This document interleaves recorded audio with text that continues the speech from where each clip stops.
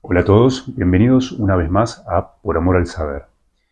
En esta ocasión vamos a continuar con la exposición del quinto capítulo de la segunda parte del ensayo Los límites de lo real, capítulo titulado ¿Qué es el espacio?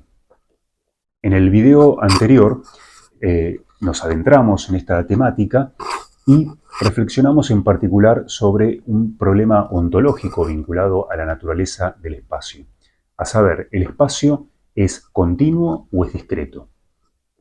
Presentamos a grandes rasgos estas dos posturas antagónicas. Por un lado, la visión continuista sostiene que el espacio resulta ser infinitamente divisible, es decir, se puede fraccionar en cantidades cada vez más y más pequeñas sin llegar a un término. Y por otro lado, la concepción de un espacio discreto postula que éste está constituido por una infinidad de unidades mínimas, inextensas e indivisibles. Es decir, los puntos de esta perspectiva serían ontológicamente reales y no solo meras ficciones matemáticas. Bien, caracterizamos y sopesamos una y otra postura filosófica y llegamos a la conclusión de que la idea de un espacio discreto no resulta sostenible. En particular porque la misma resulta incompatible con la aplicabilidad de las matemáticas a las mediciones del espacio. Pensemos, por ejemplo, en los números decimales, tanto racionales como irracionales. Los mismos presuponen una secuencia de infinitas divisiones, algo que claramente entra en contradicción con la idea de un espacio constituido por unidades mínimas e indivisibles. Es por esta razón que nos inclinamos por la visión continuista.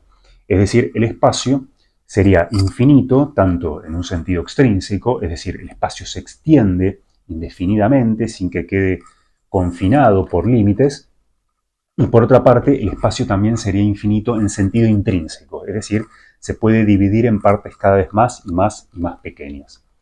Esto, sin embargo, no nos llevaba a resignar el concepto de punto, sino que el mismo podía ser resignificado haciendo uso de un concepto matemático. Me refiero al concepto de infinitésimo, el cual alude a una cantidad que es infinitamente pequeña. Es decir, el espacio está constituido por puntos, pero ahora debemos entender los puntos como cantidades infinitesimales, es decir, como una especie de polo o de límite hacia el cual tiende la secuencia de infinitas divisiones posibles. De esta manera, de hecho, la matemática, pensemos en una de sus ramas más importantes, la geometría analítica, esta presupone la continuidad del espacio, este es infinitamente divisible, y sin embargo, no por eso resigna el concepto de punto, que sigue teniendo su utilidad. Bien, entonces, con respecto a esta cuestión, nos hemos inclinado hacia el continuismo. La otra gran problemática que tendríamos que abordar ahora en este video es la cuestión acerca del estatus ontológico del espacio. Es decir, qué tipo de realidad tiene el espacio y cuál es su vinculación con los objetos que están localizados en él. En torno a esta cuestión también podemos esbozar dos grandes posturas. Por un lado, la postura absolutista, que es aquella que sostiene que el espacio es una entidad, es decir, es un ente que existe, pero además es un ente que posee autonomía ontológica. Es decir, es un ente que puede existir por sí mismo. Si en el caso hipotético de que los objetos del universo dejasen de existir, se aniquilaran por completo, el espacio, sin embargo, podría continuar existiendo, perseveraría en su ser. Esta idea viene de uno de los principales exponentes de esta concepción, que fue Newton, ¿no? el famoso físico. Él también elaboró una concepción filosófica acerca del espacio y también acerca del tiempo. En relación al espacio, él le atribuía el carácter de absoluto, ya que justamente, como señalábamos, el espacio, según él, puede existir por sí mismo. Por el otro lado están otras posturas, entre ellas el relacionismo, que rechaza la idea de un espacio absoluto. El relacionismo tiene como principal exponente clásico a Leibniz. Leibniz consideraba que el espacio no tiene realidad en sí misma, sino que depende de los objetos para poder existir. Si no hubiera objetos, el espacio sería completamente irreal. Y en particular, Leibniz consideraba que el espacio surge de las relaciones que los objetos establecen entre sí. A partir de esa trama de relaciones que los objetos van estableciendo, es como se constituye la espacialidad. Por otro lado, además del relacionismo, podemos mencionar otras posturas que también rechazan la idea de un espacio autosuficiente. A estas posturas las podríamos denominar plenismo. Entre ellas está la postura de Aristóteles en la antigüedad y la de Descartes ya en la época moderna. Ambos autores consideraban que el espacio no se reduce a relaciones entre objetos, sino que más bien son propiedades de los objetos, propiedades ya sea accidentales o esenciales. Bien, tanto el relacionismo como el plenismo, al rechazar la idea de un espacio absoluto, podrían ser englobadas como posturas derivacionistas. Es decir, son posturas que sostienen que el espacio es ontológicamente derivado respecto de los objetos, lo contrario de lo que sostiene el absolutismo. Bien, a partir de la respuesta que hemos dado al problema anterior, según la cual no existen puntos entendidos como unidades mínimas e indivisibles, podremos preguntarnos qué clase de entidad tiene el espacio. El espacio pareciera ser una multiplicidad de partes contiguas unas con otras, pero a su vez esas partes también constan de multiplicidades y estas también constan de multiplicidades aún más y más pequeñas. Es decir, el espacio parecería revelarse como una pura multiplicidad vacía, sin ninguna naturaleza cualitativa. Es decir, el espacio es una multiplicidad, pero no queda claro multiplicidad de qué. Por esta razón, podríamos pensar que quizás sea razonable esbozar una concepción derivacionista del espacio.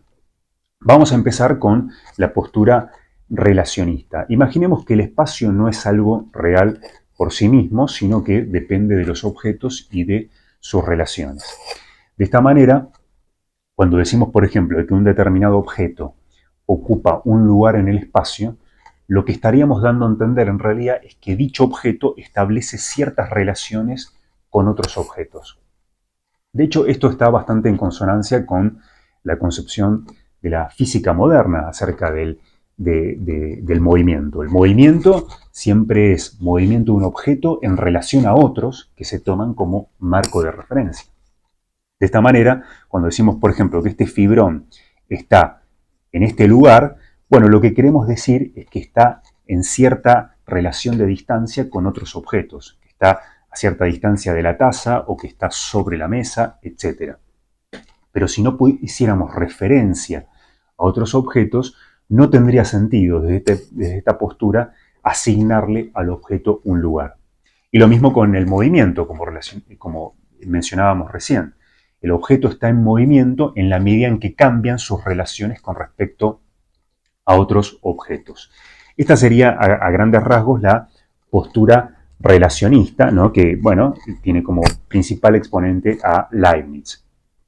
Ahora bien, esta postura, sin embargo, también se enfrenta a ciertas dificultades, ¿no? Si tomamos, por ejemplo, estos dos objetos, podemos decir que entre estos dos objetos se da una relación de cierta distancia.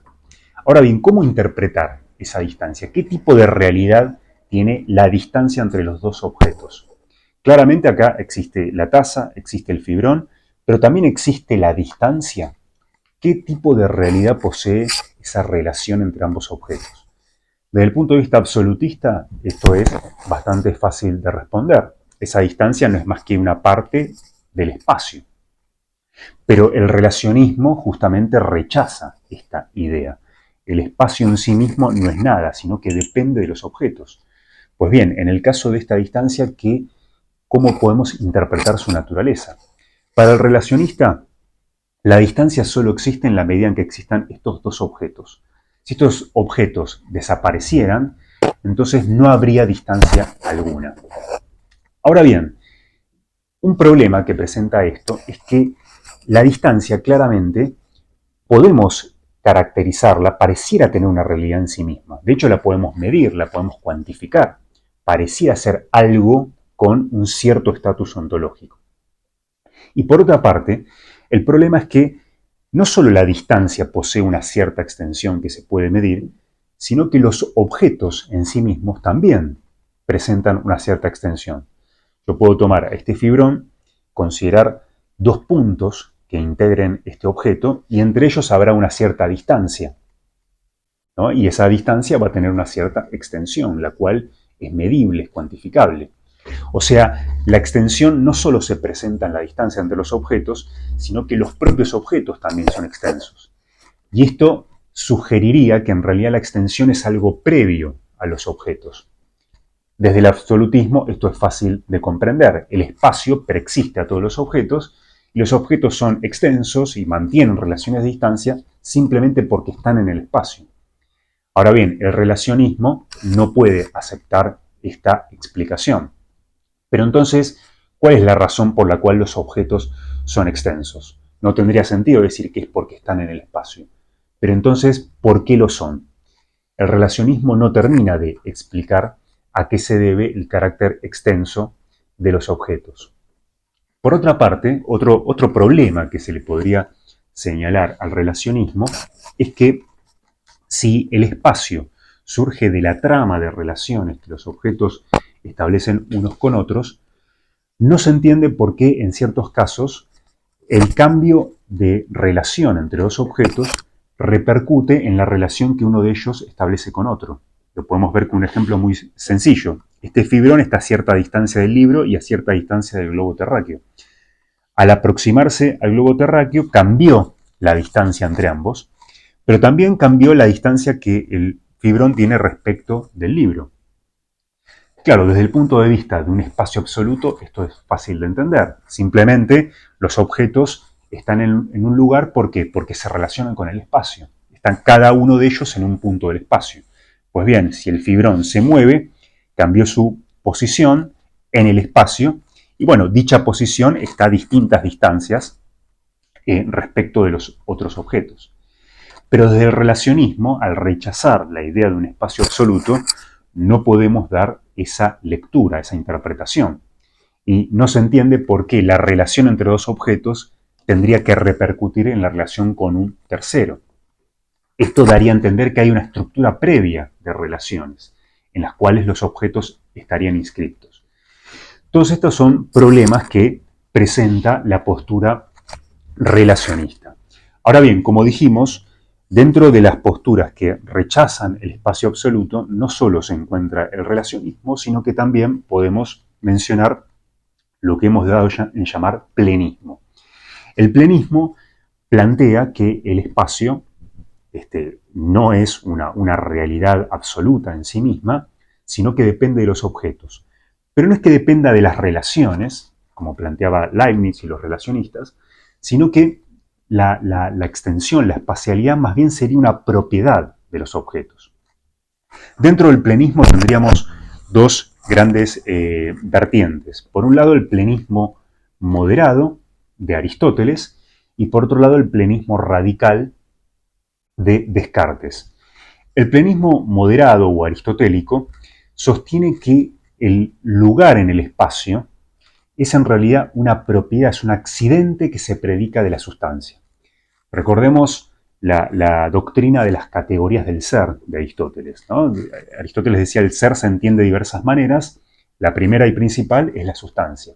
Y todas las otras categorías representan los distintos tipos de propiedades accidentales que se pueden predicar de la sustancia, ¿no? Como por ejemplo la cualidad, la cantidad, la relación. Y también menciona Aristóteles el lugar y el tiempo. Es decir, el lugar no es una realidad independiente por sí misma, sino que depende siempre de un objeto. Esto también está en sintonía con, bueno, un prejuicio propio del pensamiento antiguo, que era el horror al vacío, ¿no? Los antiguos no podían concebir un espacio que estuviera exento de materia, de entidad. Esto lo equiparaban a la nada misma. Pues bien, Aristóteles consideraba que todo lugar es siempre lugar de un objeto o de una sustancia, utilizando su terminología. En el caso de Descartes, podemos decir que es un plenismo ya más de tipo radical, porque Descartes no solo dice que la extensión o la espacialidad sería una propiedad de los objetos, sino que directamente él identifica a la espacialidad con la materia misma. ¿Sí? Podríamos decir que, de alguna manera, Descartes opera una suerte de materialización del espacio. El espacio mismo no es otra cosa que la esencia de la materia. De hecho, bueno, él define a los objetos, a las sustancias materiales, como res extensa. Es decir, la extensión es el rasgo esencial de todo objeto. Por lo tanto, para la postura plenista, la distancia que hay entre dos objetos en realidad no debiera ser interpretada como un espacio vacío, sino que ese espacio está lleno de otras entidades. Puede ser aire, puede ser o campos de fuerza, ondas electromagnéticas, lo que fuera, pero siempre tiene que haber alguna entidad en esa extensión que consideremos. Desde el punto de vista plenista, no puede haber lugares vacíos, sino que estos siempre implican la existencia de alguna entidad material. Bien, ¿cuál sería el principal inconveniente que tienen estas posturas? Porque, por un lado, supera este inconveniente que tenía el relacionismo, ¿no? De cómo entender la distancia entre dos objetos, qué tipo de realidad tienen. Bueno, el plenismo lo soluciona planteando que allí donde hay espacio va a haber algún objeto que lo ocupe, ¿no? El problema que presenta este tipo de posturas, de alguna manera lo señaló John Locke en su célebre ensayo sobre el entendimiento humano. Allí Locke menciona acerca del problema de la existencia o no del vacío, algo que se discutía mucho en su época. Él decía, si este problema es legítimo, como de hecho lo es, ¿no? Discutir acerca de si existe o no el vacío, es porque, según Locke, podemos distinguir conceptualmente entre la materia y el espacio, entre los objetos y su extensión. Podemos discernir, ¿no?, cualitativamente una noción de la otra. Y si la podemos diferenciar cualitativamente, esto significa que no son lo mismo, no se las puede equiparar como hacía Descartes. En Descartes directamente hay como una fusión de estas dos nociones. Materia y espacio para Descartes son una sola cosa y la misma. Pero esta operación, este reduccionismo en el que incurre Descartes, claramente no es legítimo, ya que podemos diferenciar un concepto del otro. Podemos imaginar una extensión, ¿no?, una determinada región del espacio tridimensional que no esté siendo ocupada por entidad alguna. Ciertamente, quizás pueda ser cierto que no exista el vacío, pero no deja de ser una posibilidad. Y nosotros, el análisis que estamos haciendo, recordemos, es de carácter puramente ontológico. Así pues, el vacío no deja de ser una posibilidad. Podemos concebir un espacio que no estuviese siendo ocupado por entidad alguna. De esta manera también queda refutada la postura aristotélica. Aristóteles pensaba que los lugares son propiedades accidentales, pero lo propio del accidente es que depende de la sustancia para poder existir. Ahora bien, si podemos concebir lugares del espacio vacíos, sin objeto alguno, esto significa que los lugares en el espacio no pueden ser accidentes. Bien, de esta forma, el plenismo también queda descartado debido a estas deficiencias. Bien, de esta manera, entonces, tanto el relacionismo como el plenismo han sido refutados. ¿Tendremos que volver entonces a una concepción absolutista?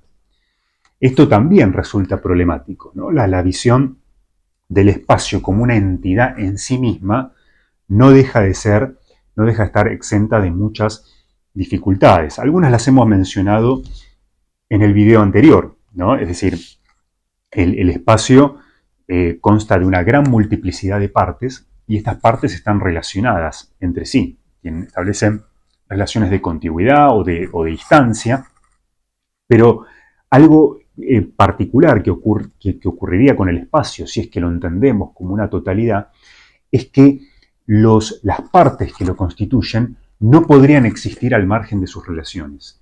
Y esto supone una violación del postulado relacional, ¿no?, que hemos ya presentado en la primera parte del ensayo. El postulado relacional establece que las relaciones no pueden existir sin los objetos, pero los objetos podrían, en principio, existir sin las relaciones.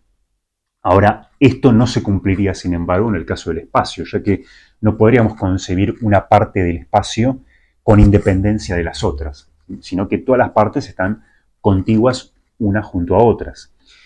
De esta manera habría como una anomalía en el caso del espacio. Pero, por otra parte, aún imaginando que el espacio fuera una totalidad de puntos, entendidos como partes infinitesimales, relacionadas entre sí unas con otras, cabría plantearse lo siguiente: ¿cómo es posible identificar cada una de las partes del espacio? Si son todas idénticas entre sí, ¿cómo es posible diferenciarlas unas de otras? Esto es un problema que presenta el espacio en su misma naturaleza, ¿no? Todas sus partes, todos los puntos que constituyen el espacio, son todos idénticos. Entonces, ¿cómo podríamos identificar y diferenciar a cada punto de los otros? Bueno, alguien podría decir que esto no resulta tan problemático. Podríamos pensar que simplemente se selecciona arbitrariamente un punto cualquiera del espacio y todo el resto quedaría definido en relación a dicho punto que se toma como referencia, ¿no? Yo puedo imaginar que señalo con mi índice un punto del espacio y, bueno, en relación con él puedo definir a cualquier otro punto que se encuentre a cierta distancia y en cierta dirección. Ahora, nótese que para poder identificar a ese punto que tomamos como referencia, hemos necesitado de un objeto, de alguna entidad que ocupe dicho punto del espacio. En este ejemplo sería el dedo índice que está apuntando en cierta dirección. Pero siempre tiene que haber algún objeto que nos sirva como referencia. Yo puedo imaginar, vamos a hacer este experimento mental, imaginemos que no existiera ningún objeto excepto este fibrón. Y este fibrón se encuentra flotando en la inmensidad del espacio.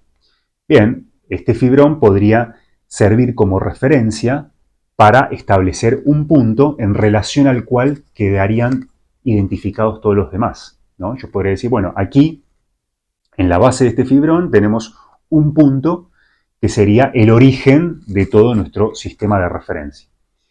Ahora, el problema que tiene esta interpretación es que, siendo justamente todos los puntos idénticos unos a otros, en realidad no tenemos garantía de que este fibrón esté permaneciendo en el mismo lugar indefinidamente.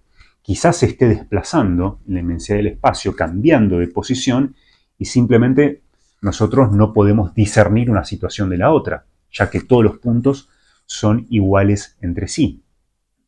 De esta manera, la conclusión a la que podemos llegar a partir de este experimento mental es que el espacio no puede adquirir identidad, el espacio y todas las partes que lo constituyen, si no es tomando como referencia objetos que existan en él. Esto supone un golpe de gracia, diríamos, para la concepción absolutista, porque el espacio dependería de al menos un objeto para poder establecer la identidad de cada una de sus partes. De esta manera, entonces, podríamos pensar que la idea de un espacio absoluto no es sostenible. Pero entonces tendríamos que volver ahora al relacionismo.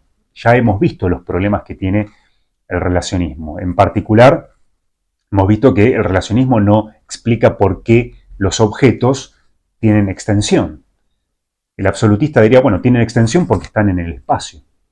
Pero si ahora hemos dicho que el espacio depende de al menos un objeto que sirva como referencia para establecer la identidad de todas y cada una de sus partes, entonces tenemos que tratar de ensayar algún otro tipo de explicación. Bueno, llegados a este punto, podemos pensar lo siguiente. Recién hicimos referencia a la uniformidad, la homogeneidad que caracteriza al espacio. O sea, todas sus partes son exactamente idénticas entre sí. Y recordemos que esta característica del espacio nos había servido de paradigma, de modelo, para entender el fenómeno de la alienación, ¿no? Es decir, la alienación es el fenómeno por el cual una cualidad se expresa a través de múltiples instancias singulares, a las que llamamos los singletones, ¿no? El singletón sería la expresión singular de una determinada cualidad. Y algo propio de los singletones es que son todos idénticos entre sí, y a pesar de eso, también se diferencian, ¿no? Cada uno tiene su propia singularidad. Y habíamos dicho que para entender esto, para hacer inteligible este fenómeno de la alienación, podíamos compararlo con lo que ocurre con los puntos del espacio, que también los puntos son todos idénticos, pero al mismo tiempo son todos diferentes unos de otros. Bien, llegó la hora de preguntarnos qué relación hay entre el fenómeno de la alienación y los puntos del espacio. Bien, una hipótesis que en la que podríamos ahondar es la siguiente. ¿Por qué no pensar que la extensión de los objetos quizás no se debe al hecho de que estén en el espacio, como diría el absolutista, sino que se debe al hecho de que los objetos están alienados? Y el modo de ser propio de los objetos alienados es la extensión. Es decir, cuando una cualidad experimenta alienación, esto significa que de alguna manera se escinde de sí misma, ¿no? y prolifera a través de múltiples instancias singulares. Ahora, ¿cómo se diferencian cada una de esas instancias singulares que son los singletones? Bueno, una manera de diferenciarse es por la posición que cada uno de ellos ocupa en el espacio. Es decir, la cualidad al alienarse se extiende, adquiere extensión, y de esa manera cada una de sus partes tiene asignada una posición que permite su identidad y su diferencia respecto de las otras. Entonces, la extensión de los objetos tendría su origen en la alienación.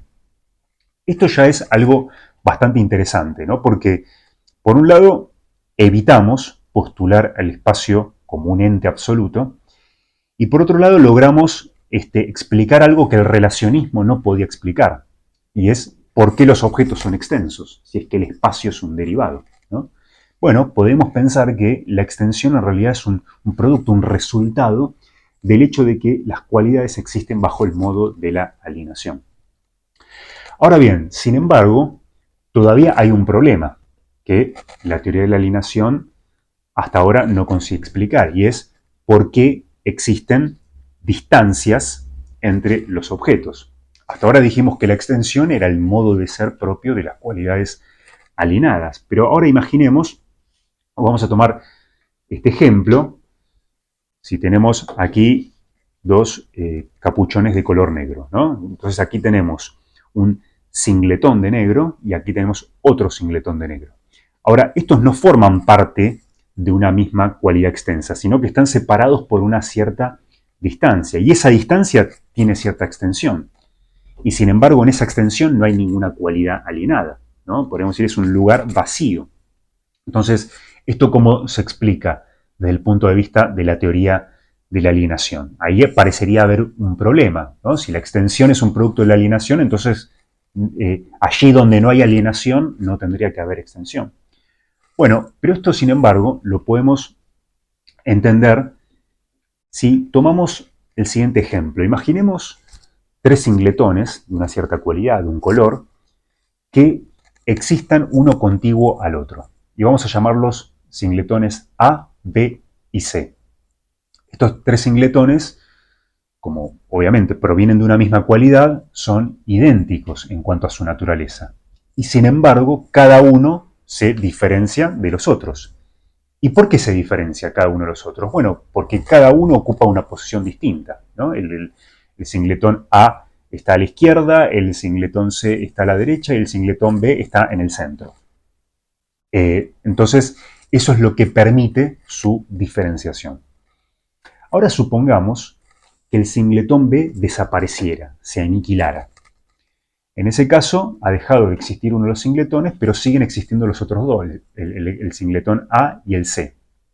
Pero ahora se establece entre ellos una relación de distancia.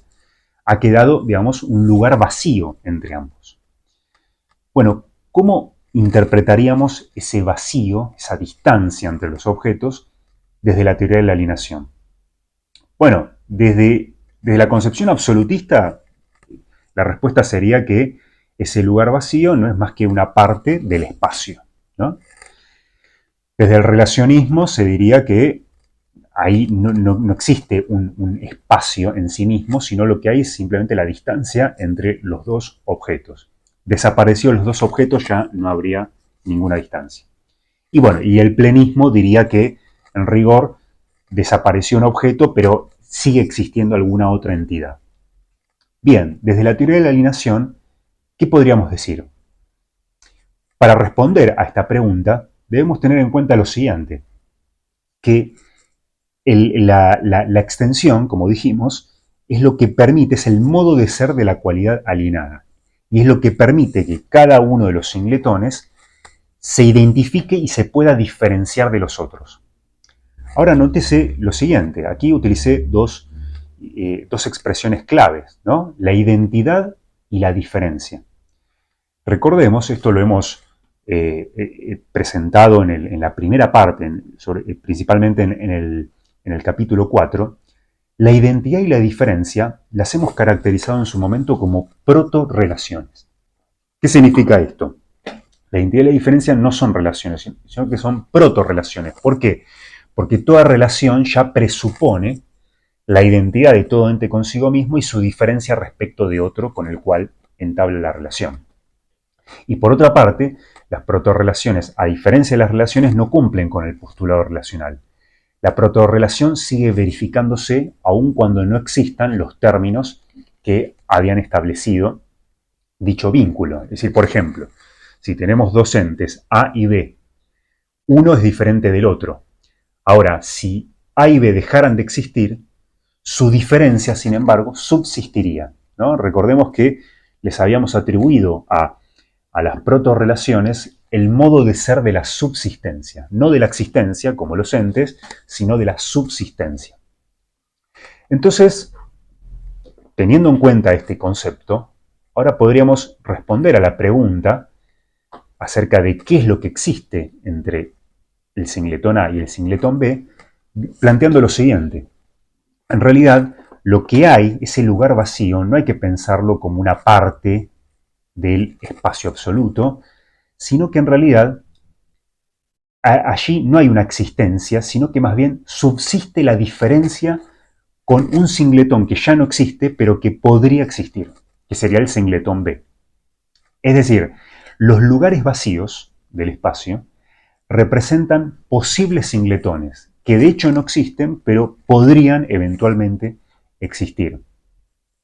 Esto, nótese, es una concepción bastante extraña y particular del espacio, porque lo que estamos planteando es que el espacio no es una entidad absoluta, ni tampoco es la mera trama de relaciones que existan entre los objetos, sino que más bien es una estructura que hace posible identificar y diferenciar a los múltiples singletones de una misma cualidad.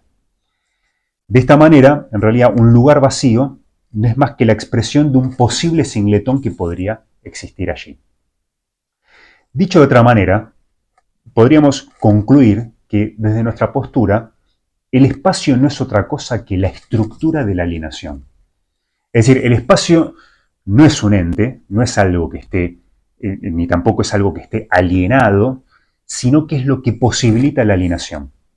Lo que se alienan son las cualidades. Y la estructura a través de las cuales los singletones de esa cualidad se van diferenciando unos de otros, esa estructura es el espacio. Esta teoría, es cierto que puede resultar un tanto extraña, pero podemos comprobar que supera las dificultades que tenía tanto el absolutismo como el relacionismo y el derivacionismo en general. ¿Por qué? Porque por un lado, la teoría de la alienación del espacio plantea que el espacio no es un ente, es decir, no es una entidad que exista por sí misma, sino que más bien pertenece al orden de lo subsistente. ¿Sí? Es decir, el espacio tiene una cierta realidad, pero no es la realidad de los entes, es la realidad de lo subsistente, ya que está vinculado con las protorrelaciones de identidad y diferencia. El espacio es la estructura que posibilita identificar y diferenciar a los singletones. Y por otra parte, también se diferencia del relacionismo, porque, bueno, la teoría de la alienación plantea que el espacio requiere de al menos un objeto para poder existir. Si no hubiese objetos, no habría espacio. Justamente porque al ser el espacio la estructura de la alienación, si no hay un objeto que esté experimentando alienación, entonces no va a haber espacio. En ese punto se acerca al relacionismo. Sin embargo, se diferencia en el hecho de que el espacio no se reduce a la mera trama de relaciones efectivas que existan entre los objetos, sino que más bien es una trama de protorrelaciones que subsisten al margen de que existan o no los objetos. De esta manera podemos ver que es como una especie de postura intermedia, no es ni absolutista ni relacionista, sino que constituye una posición sui generis, pero que toma cosas de una y otra postura antagónica. Entonces, bien, vamos a profundizar un poco más en esta teoría del espacio como estructura de la alienación, pero antes de eso tenemos que señalar algunas dificultades con las que se topa también esta teoría. En primer lugar, si el espacio, como dice esta teoría, no es más que la estructura de la alienación, y la alienación, recordemos, es el fenómeno que experimentan las cualidades, ¿no? Al multiplicarse y al expresarse a través de múltiples singularidades. Entonces, en ese caso, tendría que haber tantos espacios como cualidades. Cada cualidad tendría su propio espacio. Habría un espacio del color, un espacio de la textura, un espacio de la solidez o lo que fuera. Cada cualidad tendría su propio espacio. Esto resulta bastante extraño, ¿no? Desde el punto de vista fenomenológico de la percepción, no resulta tan extraña esa idea, ¿no? Podemos pensar que efectivamente las relaciones espaciales las podemos concebir entre cualidades de una misma naturaleza. Puedo imaginar un color yuxtapuesto a otro color, pero un color no lo imaginamos yuxtapuesto a una sensación de frío, por ejemplo. Pareciera que cada cualidad tiene su propio espacio. Claro, lo que ocurre es que esto tendría validez a nivel fenomenológico. A nivel objetivo, físico, parecería absurdo postular una multiplicidad de espacios. Pero bueno, esta es una cuestión que queda pendiente y que veremos más adelante. La otra cuestión problemática, que es una consecuencia en realidad de esta teoría de la alienación del espacio, es que, según esta postura, las posiciones que los objetos ocupan en el espacio, en realidad pasarían a ser un rasgo constitutivo del propio objeto. Es decir, desde el punto de vista de la teoría de la alienación, no sería correcto decir que, por ejemplo, este azul ocupa este lugar en el espacio, sino que más bien el ocupar ese lugar en el espacio es constitutivo de este singletón de azul. Es decir, las posiciones espaciales, ¿sí?, no son un hecho adventicio, digamos, externo al objeto en sí, sino que es constitutivo de la propia naturaleza de ese singletón. Es lo que permite constituir su identidad y diferenciarlo de otros objetos de la misma naturaleza. Esto suena también bastante extraño, es decir, las posiciones en el espacio hacen a la identidad de cada objeto. Ser este objeto es estar en este lugar del espacio. Esto también es bastante llamativo, resulta un tanto inverosímil. Y esto por una razón muy simple. Nosotros, esto lo examinamos también en el capítulo 4, es obvio que un objeto conserva su identidad aunque cambie de posición, ¿no? Entonces, ahí tendríamos que ver cómo la teoría de la alienación consigue superar ese escollo que se presenta, ¿no? Es decir, Si la identidad de un singletón está anclada a una determinada posición en el espacio, ¿eso significa que el objeto no puede moverse? O sea, por el solo hecho de moverse ya dejaría de ser el que era. Bueno, como vemos, aquí ya nos enfrentamos a otro problema en relación a la naturaleza del espacio, que es el problema del movimiento. Y ese es el tema del que nos ocuparemos en el próximo video, en el que sí ya terminaremos con la exposición de este largo capítulo dedicado al espacio. Así que, bueno, espero que les haya interesado esta exposición. Pueden dejar sus comentarios para hacer preguntas, críticas, objeciones, comentarios, consultas, si algún punto no ha quedado demasiado claro. Y bueno, nos estaremos viendo muy pronto. Muchas gracias y hasta la próxima.